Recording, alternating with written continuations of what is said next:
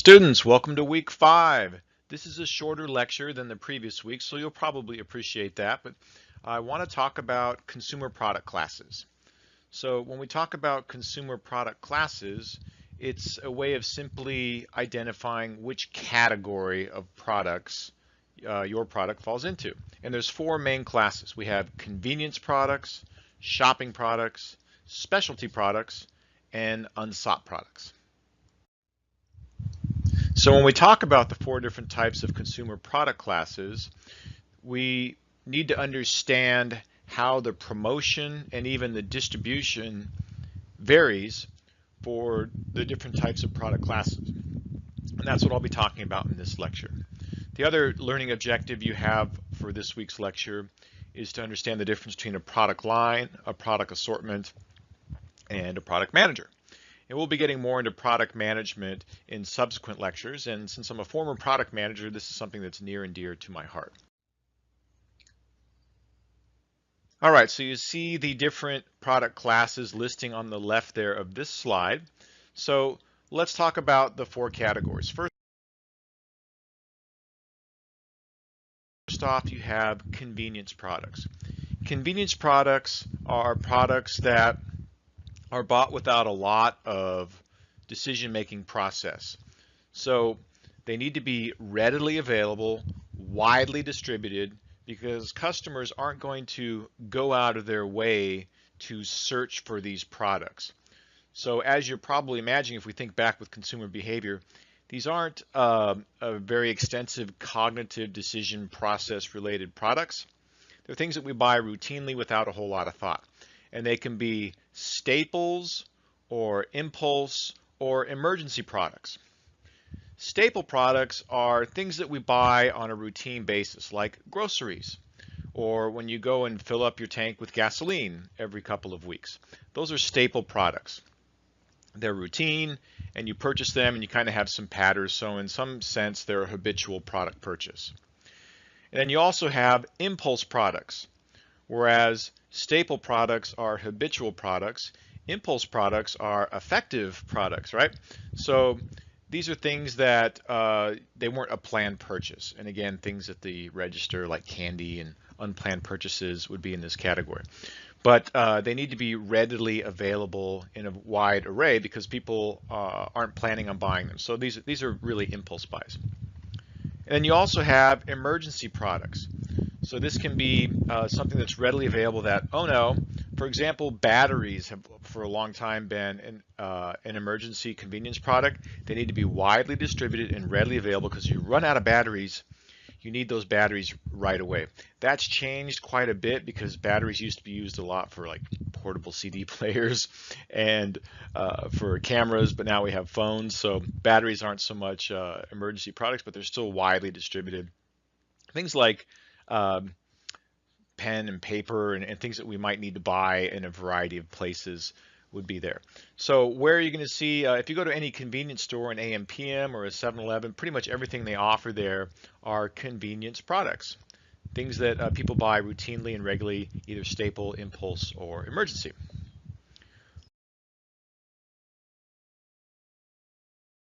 Shopping products. Shopping products are important enough either through price being expensive enough or personal fit and suitability to what you want that you're willing to do some comparison shopping for that product. And within shopping products, you see that we have 2 categories. We have homogeneous shopping products and heterogeneous shopping products. Let me explain the difference.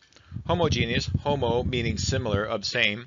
Homogeneous shopping products are where we as consumers, we see the products choices as pretty much all being the same. Like say maybe that's laptops or flat screen TVs. You know, they're all pretty much the same. Or maybe it's like memory cards. Like, you know, they're all kind of the same. I don't care too much about the manufacturer. So when they're homogeneous shopping products and we see them pretty much the same, but they're still expensive enough that we want to do some comparison shopping, then when it's a homogeneous shopping product, really we're kind of buying based on our specs and price, right? So I need a laptop with this size monitor and this much processing memory, and these kind of features, and whoever's got the best price on those specs is going to win. It's kind of just based on specs and price, right? That's a homogeneous shopping product. They're all kind of the same, but it's expensive enough. I'm going to comparison shop on price. And then we get into heterogeneous shopping products. Heterogeneous shopping products are where we are comparison shopping, but it's not so much about price and who's got the best price based on the specs that I'm after, but it's about personal suitability and fit for me. So I've got some specific features that I'm after, and this would be like maybe it's furniture for your house, right? So like maybe your furniture is all modern furniture with a Scandinavian flair, you know, and you want everything to kind of have that certain look to it. So you're going to be out looking and doing some comparison shopping to find something that fits kind of your personal taste and preferences. That's heterogeneous shopping products. So homogeneous comparison shopping, they're pretty much all the same, and it's a price-based decision. Heterogeneous shopping products, you're comparison shopping to kind of find something that fits your specific needs, if that makes sense.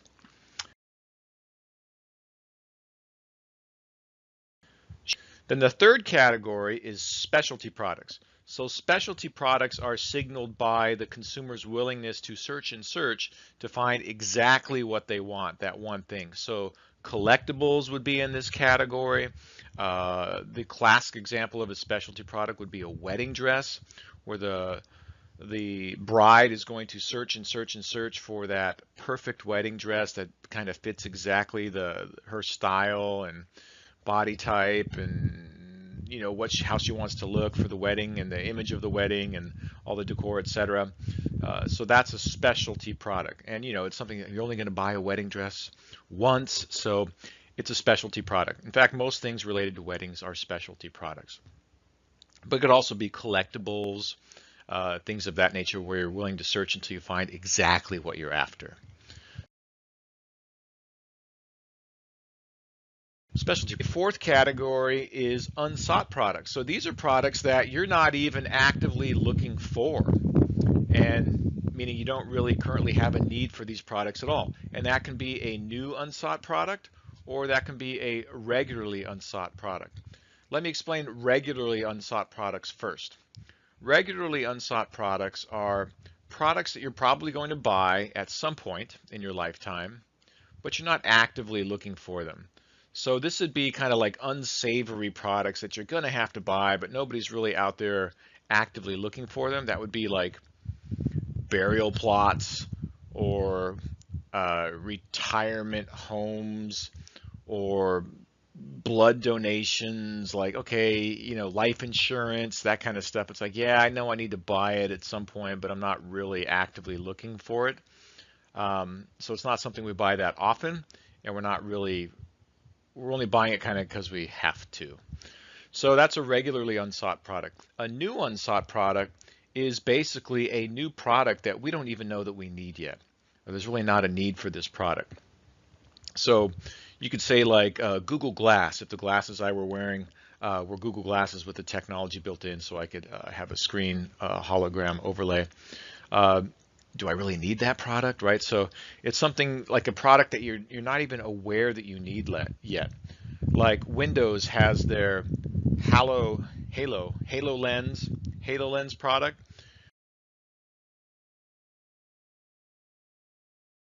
which basically allows you to put on virtual reality goggles, and by using Windows HoloLens, you can turn your entire home, the interior of your home, into an interactive virtual reality display. So you could be walking around your house and you can pinch zoom to put a YouTube video up while you're sitting down, and it's a virtual, check it out, it's pretty interesting. You can Google for Microsoft HoloLens. But do we need that? Are we actively looking for that? We're not even aware that we need this product. So when you have these types of products, it takes a lot of education of consumer from the marketing perspective to get consumers aware that this is something that they even need. If you think about it, it wasn't that long ago that cloud computing was a new unsought product.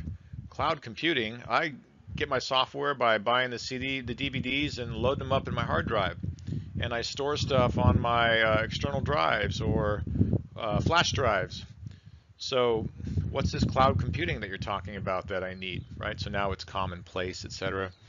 Or even driverless cars, perhaps, are starting to move away from new unsought to a regular product. So those are your 4 different types of classes.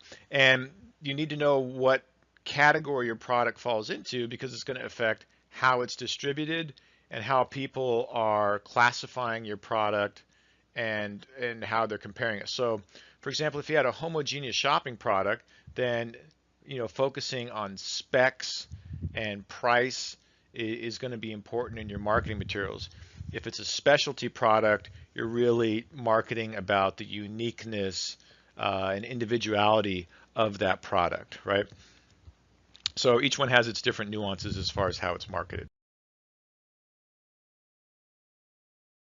Other product management terms that you need to know: product assortment, product line, individual product, and product managers. Let me explain each of those. So a product assortment is simply your lineup, your menu, if you will, of everything that you sell from A to Z. If you look at the Honda Corporation, the Honda company, Honda is a big company. They make lots of stuff.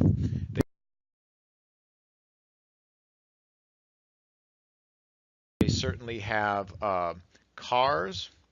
They have motorcycles. They have boat motors. They have ATVs. They have power equipment like leaf blowers and lawn mowers. They make generators. They make robots. And they even make aircraft now, so a Honda jet. So all of that collectively, everything the company makes, A to Z, is called their product assortment.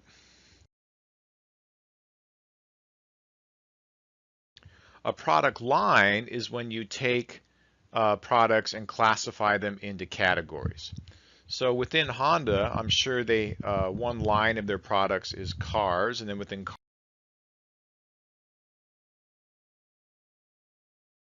cars they have some trucks. They have sedans and different lines of cars, right? And then within their power equipment, they have a variety of things like lawn mowers and leaf blowers. Those are all different product lines, not individual products, but a line of products. And I'll explain why that's important in a minute.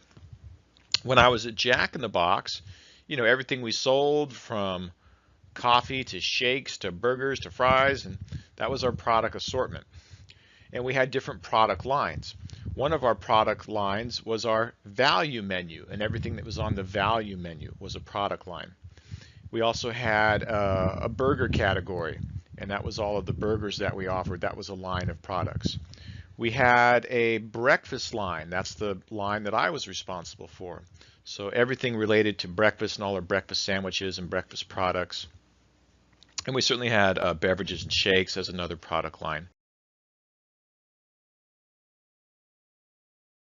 When you have a product line, and I'm going to skip individual product for now, those are typically overseen by product managers. So a product manager is essentially the subject matter expert for that line of products. So for example, when I was at Jack in the Box, I was the breakfast product manager. And I knew all things breakfast, and I was responsible for keeping up on breakfast trends, knowing what our competitors were doing, and launching new products, taking them from idea to actual system rollout in the company. And I was an expert on all things breakfast, but I really couldn't tell you anything about the hamburger line or the shakes category and that kind of stuff. So product managers oversee product lines, and product managers are subject matter experts in that category of the business. So if we think of that and go back to Honda, whoever runs the Honda aircraft product line is an expert on Honda aircraft, but he really knows nothing about Honda power equipment like leaf blowers and lawnmowers, right? So that's how they line up products into these categories, so they have product managers that oversee those. Product managers are responsible for driving the sales of that product line. So they have what we call top line sales responsibility. They're responsible for driving the sales of a certain product category and launching new products and overseeing teams to get those products launched successfully. They are compensated very well, and they are also receive bonuses based on the sales performance of their product launches. And then obviously your third bullet point there, you have individual products. So product assortment, everything. Product line, categorized into lines that are managed by product managers. And then your individual products, which is one individual product, like an.